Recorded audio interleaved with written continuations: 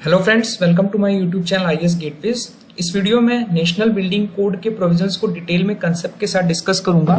ये सीरीज का part 7 video है जिसमें हम बात करेंगे कि हमारी जो बिल्डिंग्स हैं उसमें जो डिफरेंट पार्ट्स होते हैं उनकी हमारी क्या रिक्वायरमेंट्स हैं एज पर part 3 of national building code volume 1।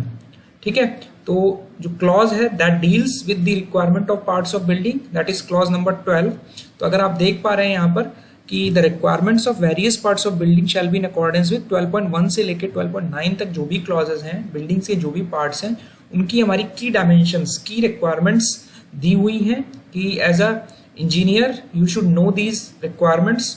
ठीक है, द रिक्वायरमेंट्स गिवन इन 13, जो हमारा क्लॉज नंबर 13 है वो पब्लिक बिल्डिंग और साइट्स से डील करता है, जिसमें जो हमारी एक्सेसिबिलिटी रिक्वायरमेंट है डिसेबिलिटीज के लिए, एल्डरली पर्सन्स के लिए, कि आपको क्या रिक्वायरमेंट्स फुलफिल करनी है एक्सेसिबिलिटी इंप्रूव करने के लिए पब्लिक बिल्डिंग और साइट्स के लिए, वो रिक्वायरमेंट्स क्लॉज नंबर 13 में दी हुई हैं। तो we will start from one of the important part. सबसे पहले हम आते हैं प्लिंथ पर। तो प्लिंथ को हम कैसे डिफाइन कर सकते हैं? It is basically a level between, जहां पर हमारा जो सब स्ट्रक्चर है, हमारा सब स्ट्रक्चर और सुपर स्ट्रक्चर बेसिकली सपोर्ट हो रहा है, सेपरेट हो रहा है। ठीक है, जहां से हमारा सुपर स्ट्रक्चर स्टार्ट होता है। जैसे आप डायग्राम में देख पा रहे हैं कि ये हमारी जो बीम है ये प्लिंथ बीम है, इसके ऊपर अब हमारा सुपर स्ट्रक्चर खड़ा होगा। बेसिक पर्पस क्या है कि जो भी लोड सुपर स्ट्रक्चर से आ रहा है इस बीम के थ्रू सब स्ट्रक्चर में चला जाएगा। साथ ही साथ ये जो रेन वाटर है, जो ड्रेनेज है, जो मॉइस्चर है, उसको ये ट्रांसफर नहीं होने देता आपके ग्राउंड से सुपर स्ट्रक्चर में। तो जनरली हम डैम प्रूफ कोर्स इस प्लिंथ के ऊपर करते हैं which prevents the entry of rain water and storm water into the building। ठीक है, तो ये एक इंपॉर्टेंट चीज है। तो ये लेवल जो है, लेवल आप इसको कह सकते हो कि it is one of the important level, जो फिनिश्ड फ्लोर लेवल है और आपका जो सब स्ट्रक्चर है, जो एग्जिस्टिंग ग्राउंड लेवल है, उसके बीच में कहीं पर ये होता है। ठीक है, सपोज आप जहाँ पे डीपीसी आपको लिखा हुआ दिख रहा है, this level is basically the plinth level. Ground level और फिनिश्ड फ्लोर लेवल के ये इंटरमीडिएट लेवल है। ठीक है, तो अगर आपसे पूछा जाए कि जो हमारी मेन बिल्डिंग्स हैं, दो कैटेगरीज में डिवाइड किया कि प्लिंथ अगर मेन बिल्डिंग की है या हमारा इंटीरियर कोर्टयार्ड्स या कवर्ड पार्किंग की है। आपकी जो बिल्डिंग है उसमें आपकी एक मेन बिल्डिंग पार्ट होगी और कुछ एक कोर्टयार्ड होगा, कुछ कवर्ड पार्किंग होगी। तो दो सेक्शंस में डिवाइड किया प्लिंथ की रिक्वायरमेंट के लिए, और कहा गया कि जो प्लिंथ है या बिल्डिंग का कोई भी पार्ट या आउट हाउस इस तरह लोकेटेड होना चाहिए। तो जो हमारी प्लिंथ या बिल्डिंग का कोई भी पार्ट है वो इस तरह लोकेटेड होना चाहिए कि जो सराउंडिंग ग्राउंड लेवल है उससे एडिक्वेट ड्रेनेज हमारा इंश्योर हो। ठीक है, पानी स्टैग्नेंट ना रहे प्रॉपरली। अगर हमारा पानी आ रहा है तो that will be drained out, ठीक है, नेचुरली। तो जो हाइट ऑफ प्लिंथ है that shall not be less than 50 mm from the surrounding ground level. तो इसको डायग्रामेटिकली अगर देखें तो अगर ये हमारा ग्राउंड लेवल है तो इस ग्राउंड लेवल से जो हमारा प्लिंथ है, this is the level of plinth. ठीक है, इसके ऊपर हमारा सुपर स्ट्रक्चर आ रहा है। तो ये प्लिंथ से जो लेवल है ये दूरी हमारी 0.45 मीटर होनी चाहिए। ये जो डिस्टेंस है, हाइट है, ये हमारी generally recommended as per national building code है, and this is valid for plain and hilly area. ठीक है, अगर आपकी जो बिल्डिंग है ऐसी लोकेशन पे सिचुएटेड है जहां पर there is a water logging, there is a flood prone area, तो आपको इसको रेज करके you can keep it as 0.6 meter. ठीक है, तो यहाँ पे ये चीज ऑलरेडी स्पेसिफाई की गई है। ठीक है, प्लिंथ हाइट जो है minimum height 0.45 meter for plain areas and hilly areas and 0.6 meter जो फ्लड प्रोन एरियाज है। थोड़ा और आपको लेवल ऊपर करके बनाना है बिल्डिंग को। ठीक है, तो ये कुछ इंपॉर्टेंट चीज थी related to main building plinth. अगर आपका इंटीरियर कोर्टयार्ड है या कवर्ड पार्किंग है तो आपका जो लेवल है that shall be raised at least 150 mm above the determining ground level and shall be satisfactorily drained. ठीक है, उसके बाद सेकेंड एलिमेंट है दैट इज जो हमारे रूम्स हैं। हैबिटेबल रूम्स को हम कैसे डिफाइन कर सकते हैं? ऐसे रूम्स जिन स्पेसेस को हम लिविंग, ईटिंग, स्लीपिंग इन सब पर्पस के लिए जिस स्पेस को यूज कर रहे हैं दैट इज हैबिटेबल रूम। तो जो बाथरूम्स हो गई, हमारे टॉयलेट्स हो गए, क्लोजेट्स हो गए, हॉल्स हो गए, स्टोरेज या यूटिलिटी स्पेस हो गए, स्टोर रूम हो गया, ये हमारे हैबिटेबल रूम की डेफिनेशन में नहीं आते हैं। ठीक है, तो इसमें ये ध्यान रखना है। तो उन ऐसे रूम्स की जो हाइट है, ठीक है, तो वहां पर ह्यूमन हैबिटेशन हो रहा है, वहां पर लोग रह रहे हैं, खा रहे हैं, सो रहे हैं, तो जो हाइट है वो हमारी मिनिमम होनी चाहिए 2.75 मीटर। कहां से मेजर करोगे आप? Surface of the floor, floor के सरफेस से जो हमारा सीलिंग है, जो छत है, उसका जो लोअर मोस्ट स्लैब का बॉटम मोस्ट पार्ट है, बॉटम ऑफ स्लैब है, उससे जो दूरी है वो 2.75 मीटर होनी चाहिए। तो इसको डायग्राम में अगर देखें, ठीक है, तो डायग्राम में आप देख पा रहे हैं कि दिस इज मिनिमम 2.75 मीटर। ठीक है, ये हमारा फ्लोर हो गया, फ्लोर के बॉटम से जो हमारा स्लैब है, इसके ऊपर स्लैब आएगा, उसका बॉटम जो मिनिमम 2.75 मीटर होनी चाहिए। ठीक है, फिर दूसरी रिक्वायरमेंट ये कहते हैं हम कि अगर हमारा पिच्ड रूफ है, पिच्ड रूफ में क्या होगा, ये डिस्टेंस हमारी वेरी कर रही होगी because it is like this. Pitched roof में हमारा स्लोपिंग रूफ होगा, तो ये वेरी करता है, तो हमारा जो एवरेज हाइट होनी चाहिए वो 2.75 मीटर होनी चाहिए। दूसरी चीज, अगर अब इन स्लैब्स में बीम्स निकली हुई हैं, ठीक है, अंडर तो जो क्लियर हेडरूम मिलना चाहिए, ये इंपॉर्टेंट चीज है। जो क्लियर हेडरूम है वो आपको मिनिमम 2.4 मीटर मिलना चाहिए। जो आपकी एयर कंडीशन रूम्स हैं, जहां पे एसी लगी हुई है आपके, और एसी के डक्ट्स जा रहे हैं रूम के अंदर से, ठीक है, तो वहां पे आपको जो क्लियर स्पेस मिलनी चाहिए फ्लोर के सरफेस से, जो कंडीशनर का डक्ट है या हमारी फॉल सीलिंग आपने अगर उसके बाद लगा दी, तो वो 2.4 मीटर आपको मिलना चाहिए। तो ये डिस्टेंस, दो डिस्टेंसेज हैं, हाइट्स हैं, वो याद रखनी, 2.75 मीटर और 2.4 मीटर। और दूसरी इंपॉर्टेंट चीज की जो ये रिक्वायरमेंट है बिल्डिंग्स की, ये 3 कैटेगरी की बिल्डिंग्स के लिए एप्लीकेबल है। जो रेजिडेंशियल बिल्डिंग्स हैं, बिजनेस बिल्डिंग्स हैं या मर्सेंटाइल बिल्डिंग्स हैं। अदर बिल्डिंग जो एजुकेशनल बिल्डिंग है या इंडस्ट्रियल बिल्डिंग है, उसके लिए रिक्वायरमेंट, जो मिनिमम रिक्वायरमेंट है वो अलग है। एजुकेशनल बिल्डिंग के केस में आपकी जो सीलिंग हाइट रखनी है हर जगह मिनिमम आपको 3.6 मीटर रखनी है। ठीक है, यानी फ्लोर, स्लैब फ्लोर और सीलिंग के बॉटम स्लैब के जो डिस्टेंस हाइट है वो मिनिमम 3.6 मीटर रखनी है। और अगर कोल्ड रीजन है तो वहां पे आप इसको रिड्यूस करके 3 मीटर रख सकते हैं।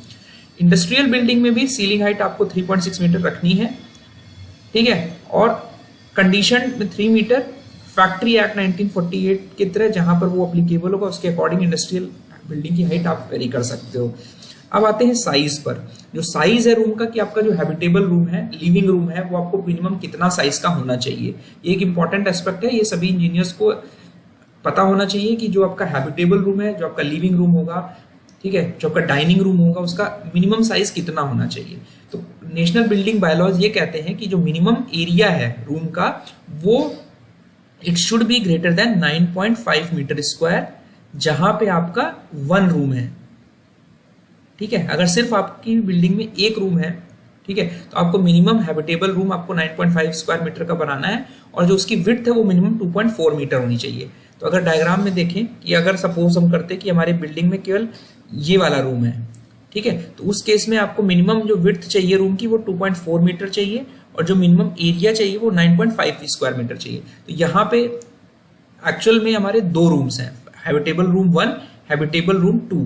तो हमने एज्यूम किया पहले केस में कि हमारा सिंगल हैबिटेबल रूम है, तो आपकी मिनिमम रिक्वायरमेंट ये हो गई। अगर हम ये कहते हैं कि हमारे पास 2 हैबिटेबल रूम है, तो हम दूसरे रूम के लिए रिक्वायरमेंट कम कर सकते हैं, और मिनिमम विड्थ हमारी उसके लिए होनी चाहिए 2.1, और हाइट हमारी जो थी वही रहेगी। मिनिमम एरिया है रिड्यूस करके 7.5 स्क्वायर मीटर रख सकते हो आप। तो इसका मतलब ये हुआ कि अगर आपका 2 BHK का फ्लैट है, वहां पे 2 हैबिटेबल रूम है, तो आपकी एक बेडरूम 2.4 मीटर मिनिमम विड्थ का होगा, जिसका एरिया 9.5 स्क्वायर मीटर मिनिमम होना चाहिए। और दूसरा जो रूम है वो थोड़ा छोटा हो सकता है हमारा, जिसकी मिनिमम एरिया 7.5 स्क्वायर मीटर होनी चाहिए। कंडीशन ये है कि जो मिनिमम विड्थ है उस रूम की वो 2.1 मीटर होनी चाहिए। तो यही चीज यहाँ पर इस क्लॉज में मेंशन की हुई है, ठीक है, कि जहां पर हमारे 2 रूम्स हैं, one of these shall not be less than 9.5 square meter and other not less than 7.5 square meter with minimum width of 2.11 meter. ठीक है, ये एक रिक्वायरमेंट हो गई। अब उन्हीं बिल्डिंग्स में आपके जो किचन्स हैं, जो किचन दे रहे हो, वो उसकी रिक्वायरमेंट क्या होगी कि जो हाइट ऑफ किचन है वो आप वापस से फ्लोर के सरफेस से मेजर करोगे, सीलिंग के लोवेस्ट पॉइंट जो बॉटम स्लैब है उससे, वो हमारी मिनिमम 2.75 मीटर होनी चाहिए, except for portions to the accommodate floor trap और फॉर अपर फ्लोर। तो ये हमारा रिलैक्सेशन है यहाँ पे, जहाँ पे हमारा ट्रैप्स आ रहे हैं वो रिक्वायरमेंट को छोड़ के नॉर्मली किचन की हाइट भी 2.75 मीटर होनी चाहिए। अब एरिया कितना होना चाहिए, तो उसके लिए दो रिक्वायरमेंट है कि जो हमारा डाइनिंग एरिया है वो किचन के अंदर है या किचन के बाहर है। अगर हमारा डाइनिंग एरिया सेपरेट है, यानी किचन के अंदर आपका डाइनिंग एरिया नहीं है, जैसे आप ये वाला डायग्राम देख पा रहे हैं, ये 6D, इसमें आपका डाइनिंग एरिया जो है किचन से बाहर है, ठीक है, किचन के बाहर है, तो उस केस में जो मिनिमम एरिया है किचन का वो 5 स्क्वायर मीटर होना चाहिए और मिनिमम विड्थ 1.8 मीटर होनी चाहिए। यानी minimum area is 5 square meter और जो मिनिमम विड्थ है ये हमारी 1.8 मीटर होनी चाहिए। अगर हो सकता था कि आपका जो डाइनिंग एरिया है वो आपने किचन में ही बना रखा, हमने डाइनिंग टेबल वहीं पर लगा रखी है, ठीक है, तो उस केस में जो मिनिमम एरिया है वो 7.5 स्क्वायर मीटर होना चाहिए, 5 से 7.5 हो गया, और मिनिमम विड्थ 1.8 से 2.1 हो गई, ठीक है। और अगर आपने जो किचन का जो स्टोर रूम है, किचन का कुछ स्टोरेज एरिया है, कुछ सेपरेट स्टोर बना रखा है, तो किचन का ये 5 स्क्वायर मीटर एरिया आप 4.5 स्क्वायर मीटर तक रिड्यूस कर सकते हो, कि अगर आपका जो स्टोरेज है वो थोड़ा सा अलग है, आपने उसके लिए अलग, तो किचन को आप साइज रिड्यूस कर सकते हो। लेकिन अगर डाइनिंग एरिया किचन के साथ है तो मिनिमम 7.5 स्क्वायर मीटर आपको रखना है, जब और विड्थ मिनिमम आपको 2.1 मीटर रखना है। अदर रिक्वायरमेंट्स क्या है किचन के लिए, कि जो भी किचन रूम आप किचन के लिए यूज कर रहे हो वहां पे आपके पास किचन यूटेंसिल्स के लिए वॉशिंग के लिए एक सेपरेट पोर्शन होना चाहिए जो कि डायरेक्टली कनेक्टेड होगा सिंक के थ्रू और एक कनेक्शन के थ्रू वेस्ट पाइप में जा रहा होगा। दूसरा रिक्वायरमेंट है कि हमारा जो फ्लोर होना चाहिए वो इम्परमेएबल होना चाहिए। तीसरी रिक्वायरमेंट है फ्लू। फ्लू बेसिकली चिमनी होती है, आपने सभी लोगों ने घर में देखा होगा कि बेसिकली चिमनी होनी चाहिए इफ इट इज रिक्वायर्ड। और दूसरा कि एक हमारा विंडो या वेंटिलेटर होना चाहिए जिसका ओपनिंग साइज जो हम लोग है वो 21.1 क्लॉज में सब्सिक्वेंटली डिस्कस करेंगे, और उस एरिया को अकॉर्डिंगली आपको इंक्रीज कर लेना है जहां पर रिक्वायर्ड है। फोर्थ कंपोनेंट इंपॉर्टेंट है बिल्डिंग का, कि जो हमारे बाथरूम्स हैं, ठीक है, जो बाथरूम्स हैं और जो वाटर क्लोजेट्स हैं, ठीक है, तो दो सिचुएशंस हो सकती हैं जहाँ पे बाथरूम सेपरेट हो और वाटर क्लॉज जहाँ फ्रेश होते हैं हम लोग, तो वो पोर्शन अलग हो या एक साथ हो। तो रिक्वायरमेंट ये है कि बाथरूम या वाटर क्लोजेट जहां पर भी आप प्रोवाइड कर रहे हो सेपरेट हो या एक साथ हो, तो वहां पर जो मिनिमम हाइट है, आप देख पा रहे हो बिल्डिंग में 2.75 थी, यहां पर बाथरूम की हाइट आप कम रख सकते हो and that is 2.1 meter minimum height from the surface of floor to the lowest point in the ceiling. तो ये एक इंपॉर्टेंट रिक्वायरमेंट है। आपने देखा होगा जो अपार्टमेंट्स बनते हैं उसमें जो सीलिंग हाइट होती है फ्लोर स्लैब से बाथरूम्स की वो कम होती है, दैट इज वाई बिकॉज हमारा जो नेशनल बिल्डिंग कोड है वो परमिट कर रहा है इस चीज को, ठीक है। तो जो हमारा बाथरूम है इसका अगर फ्लोर है तो इसकी जो हाइट है ये मिनिमम आपको 2.1 मीटर रखनी है, ठीक है, it can be of lower height. और जो एरिया ऑफ बाथरूम है, जिस बाथरूम का एरिया है, ठीक है, यहाँ पे सिर्फ बाथरूम की बात कर रहे हैं कि जहाँ पे बाथरूम सेपरेट है आपका, जहाँ पे आपने वाटर क्लोजेट नहीं प्रोवाइड किया, सिर्फ आपने नहाने के पर्पज से बाथरूम बनाया हुआ है, ठीक है, तो वहां पे मिनिमम जो एरिया है 1.8 स्क्वायर मीटर और मिनिमम विड्थ 1.2 मीटर होनी चाहिए, ठीक है। तो एरिया मिनिमम इज 1.8 और मिनिमम विड्थ इज 1.2 मीटर, ठीक है। और floor area of water closet जो है वो 1.1 स्क्वायर मीटर होना चाहिए और मिनिमम विड्थ 0.9 मीटर होनी चाहिए। और अगर आप बाथरूम और वाटर क्लोजेट एक साथ प्रोवाइड कर रहे हो तो उस केस में जो आपको फ्लोर एरिया मिलना चाहिए वो ज्यादा मिलना चाहिए and which should be greater than 2.8 square meter और विड्थ लेकिन आपको मिनिमम 1.2 मीटर में काम चल जाएगा, ठीक है। तो यहाँ पे आप देख पा रहे हो दिस इज बेसिकली ये जो हमारा अरेंजमेंट था आपको ये पहले जो मैंने आपको दिखाया, this is basically water closet with use of laboratory. Laboratory में बेसिकली हमने जो वाटर क्लोजेट के साथ सिर्फ आप लेबोरेटरी यानी हैंड वॉश के लिए आप जगह दे सकते हो, ठीक है। तो this is one of the important requirement. तो अदर रिक्वायरमेंट्स क्या हैं कि जो बाथरूम है इसके ऊपर डायरेक्टली आप दूसरा बाथरूम नहीं बनाना चाहिए अदर अनलेस एंड अनटिल कि हमारा एक वाटर टाइट फ्लोर ना हो, बी रिक्वायरमेंट ये है।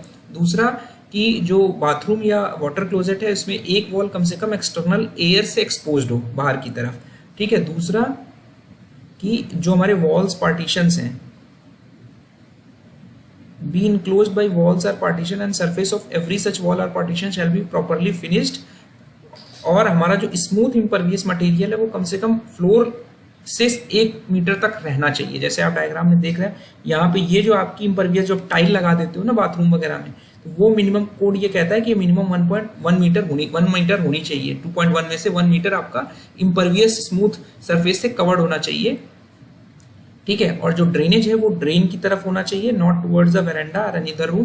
प्रॉपर विंडो और वेंटिलेटर होना चाहिए जो ओपन शाफ्ट, जो शाफ्ट की तरफ या ओपन स्पेस की तरफ ओपन हो रही हो, ठीक है। और विंडो का जो मिनिमम एरिया है वो हमारा 0.3 स्क्वायर मीटर होना चाहिए।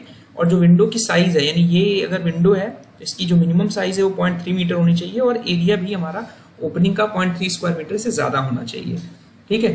दूसरी इंपॉर्टेंट चीज ये कहता है कि कोई भी रूम जिसे आप वाटर क्लोजेट में यूज कर रहे हो वो किसी और पर्पस के लिए नहीं यूज करना चाहिए एक्सेप्ट लेबोरेटरी, जहां पे आप हैंड वॉश वगैरह कर सकते हो, वॉश बेसिन लगा सकते हो, ठीक है। और ऐसा कोई रूम जो आपका वाटर क्लोजेट जहां पर लगा है वो डायरेक्टली किसी किचन या कुकिंग स्पेस से उसका जो दरवाजा है उधर की तरफ नहीं खुलना चाहिए, ठीक है। Every room containing water closet, जिस रूम में आपका वाटर क्लोजेट है उसका डोर कंप्लीटली एंट्रेंस पे क्लोज हो रहा हो, ठीक है। ये एक इंपॉर्टेंट चीज है। नेक्स्ट वीडियो में हम लोग फर्दर जो हमारे एलिमेंट्स हैं बिल्डिंग के वो फर्दर डिस्कस करेंगे। So thank you and all the best.